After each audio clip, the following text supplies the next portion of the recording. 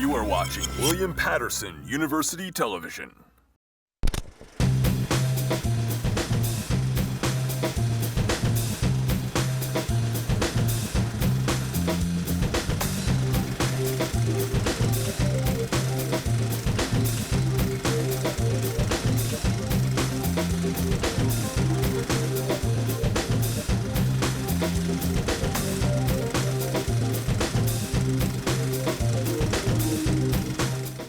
Good afternoon and welcome back for the third season of SFA Presents, where we exhibit the works of the talented filmmakers here at William Patterson University.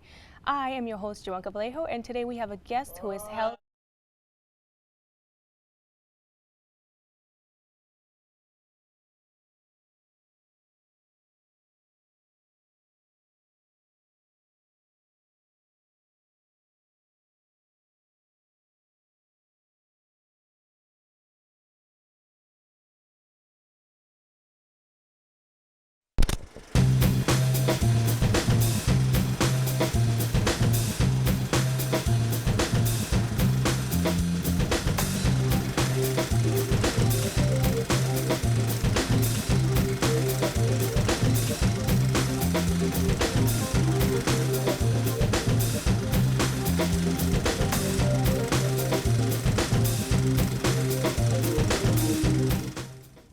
Good afternoon and welcome back for the third season of SFA Presents, where we exhibit the works of the talented filmmakers here at William Patterson University.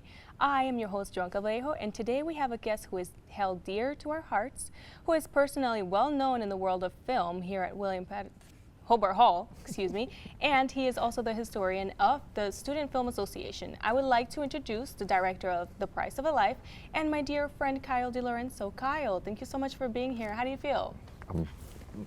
I'm great. I feel great to be here, you know.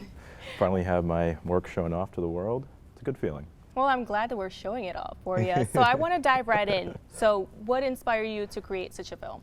So I originally wrote this script during my Film 1 class, but I didn't get a chance to shoot it until Film 2. But it was based off of a TV show I was watching at the time called Full Metal Alchemist Brotherhood. So that was the basis for it, of like all the magic and whatnot. Really? So what is that show all about? I've never heard of it, actually. It's a animated series that has to do with magic and that sort of thing. Quite interesting. Can you tell us a little bit more about the plot? The plot of the movie or the plot of the show? The plot of your film. The plot of my, okay. So in my movie, there is a character played by the wonderful Herbert Rojas. Okay. And he's going through a loss. His significant other just passed away. And he's going through the belongings of her, and he finds this book. And this book contains magical texts, and he goes through that book to try to do spells, and then eventually something special at the end, but I won't spoil it until we watch it. Okay. Now, you mentioned Herbert Rojas, yes. Right?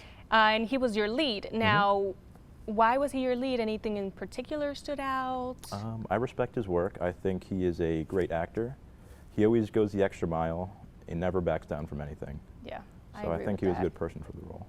I agree. Well, you made a very good choice. Now, what was the process from the beginning to the end? From the film, okay. Yeah. Started in the writing room about like 2 years ago, and then we shot it last November, December.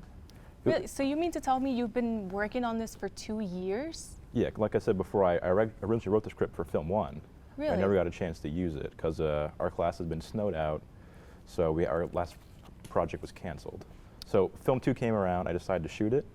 So I redid it a little bit, made some changes, and then handed that in. But since I handed the project, I've been working on it ever since, and then just making it better and better. Can you tell us a little bit about the difference between how it was the first time and how it is now? The script? And how it ended up, yeah.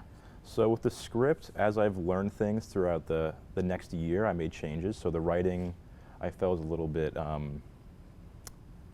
bad, but just it needed some work. So I made some changes to the writing. I changed the shot sheet up and just planned it better than I would have with the knowledge I had during Film 1.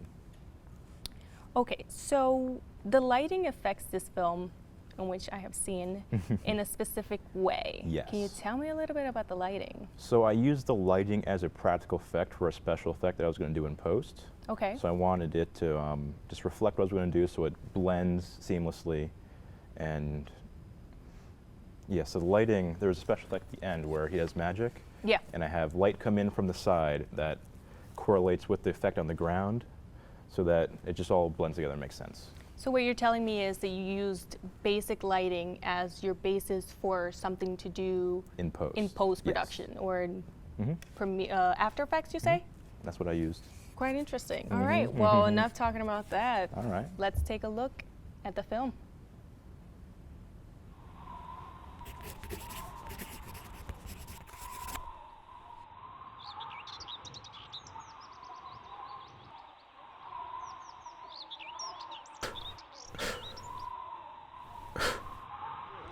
I don't care. Watch this. See this? Watch.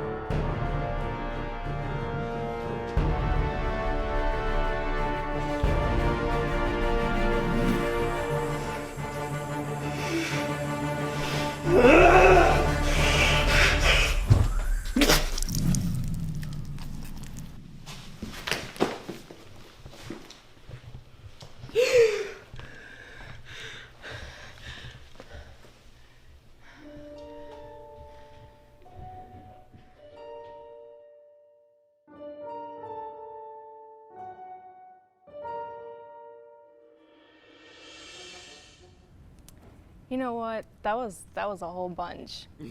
I really did find that really interesting. However, I did notice a couple of things that I would like to discuss right now. All right. The first thing that I did notice was the audio. Can you tell us a little bit more about that? Yeah, so on set we had a few issues at the time. Our boom mic wasn't working, so we filmed it all on just the H4n with the mic. So there was a lot of room noise, a lot of unwanted noise that I found doing editing in post. So I decided to scratch it all, just record Foley. And so not all the scenes, but some of the scenes in the movie are just completely Foley with no actual sound recorded on that day. Okay, now can you tell us a little bit more about the other aspect that I did notice, the After Effects? After Effects, Was that the hardest thing out of the whole film? It's very time consuming, just going frame by frame, masking out all the wires that held the ball, or like the circle on the ground, all that. So it's not hard, it's just time consuming. You gotta be patient. Yeah, definitely, I definitely understand that aspect. So why did you decide on this specific editing style?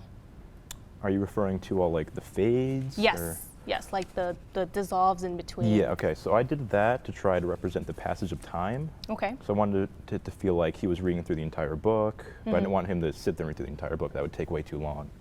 So I just tried to use the fades as a transition to show the passing of time. Okay, now here's my last question for you, okay? What, if you have any, what is your advice to new beginner filmmakers? Okay. My advice would be is to never stop challenging yourself. Because the minute that you know what you're doing and you just are content, you're not learning. You gotta keep on challenging yourself, push to the next thing. Always try to improve your work. That's for anything. And there we have it. Thank you so much, Kyle.